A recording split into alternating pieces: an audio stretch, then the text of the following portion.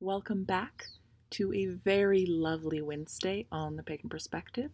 I'm your Wednesday host, Yeka, and this week we are talking about crystals and owning crystals.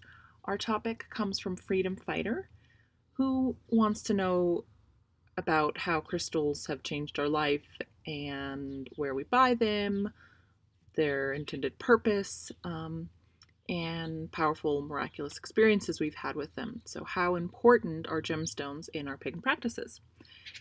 So, when topics like this come up, it's always very interesting for me because as a channel, we cover all kinds of topics.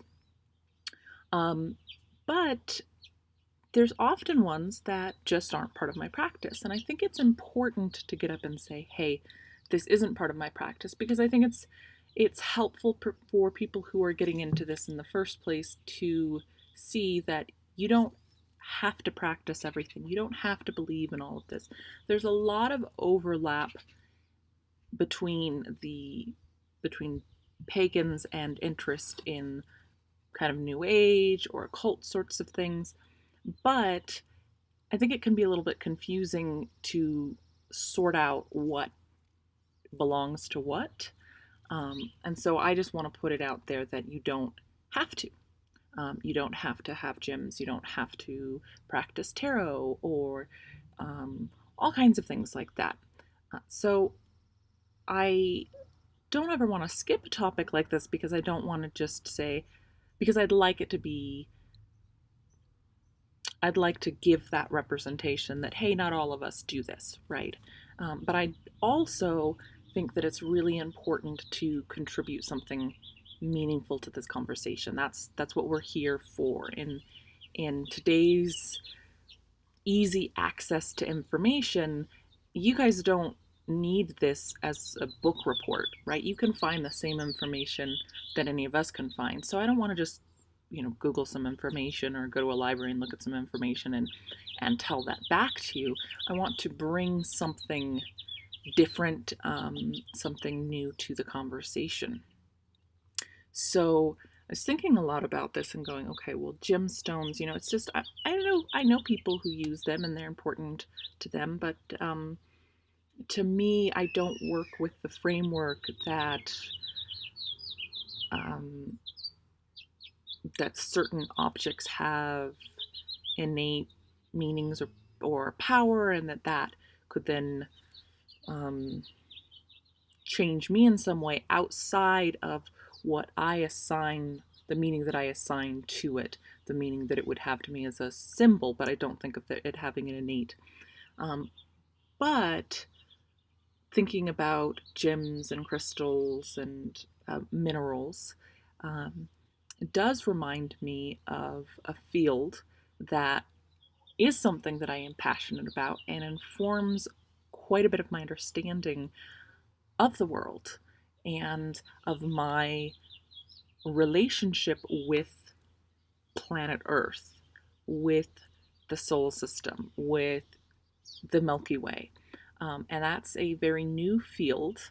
It's only been around, it's really very new, only decades old, if one could even call that, and it is geobiology. So if I could go back to school for just the pleasure of it, I would go back and study geobiology. There's a few resources out there to find out about it, and if this is a new topic to you, you're in for a treat to learn about this, because both of those kind of sound like kind of dull topics the way that they were probably taught in school. Geology and biology, you probably had to take that. But it is it's looking at the relationship between the evolution of minerals, and yes, there's an evolution of minerals, and life. And traditional cultures have understood this, many traditional cultures have understood this for a long time, that those two things are not separate. But we're only beginning to understand that and see that, to learn about that from a scientific perspective, which of course excites me as a scientist, because that's a framework, that's a way of looking at the world that is comfortable to me. It's a way that that excites me, and it's a way that we can then apply that, what we learn, and build upon that and change the way we live and the way we relate. So that's very exciting to me. But this field looks at that relationship. And for those of you who are interested in just, you can check out its Wikipedia page, or if you want something a little bit more in depth, I would suggest looking at the presenter, Dr. Robert Hazen. He's got some books and some great course lectures. If you have Great Courses Plus or something like that, he's got an excellent one.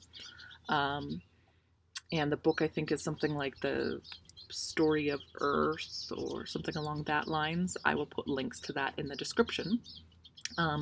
But bringing that up because that is something that, to me, learning about that informs my practice. It informs my understanding of my relation to nature, which is what being a pagan is all about for me. Could I say that it has had any miraculous experiences to it? Or, really changed my life in kind of in a big way? I think that it's much more subtle. It has more to do with my understanding of self and of the connection between different parts of nature, and that in a much more subtle way that informs my decisions and experience of the world. So yes, very excited to share that field with you if you have not come across it before. And I think that that's what I have this week. So I keep looking down at the topic to see if there's anything else to add to it. Yeah, I think that's it. So thank you so much for joining me this week. As always, we really, really appreciate you being here, coming back after, week after week. And until next week, take care.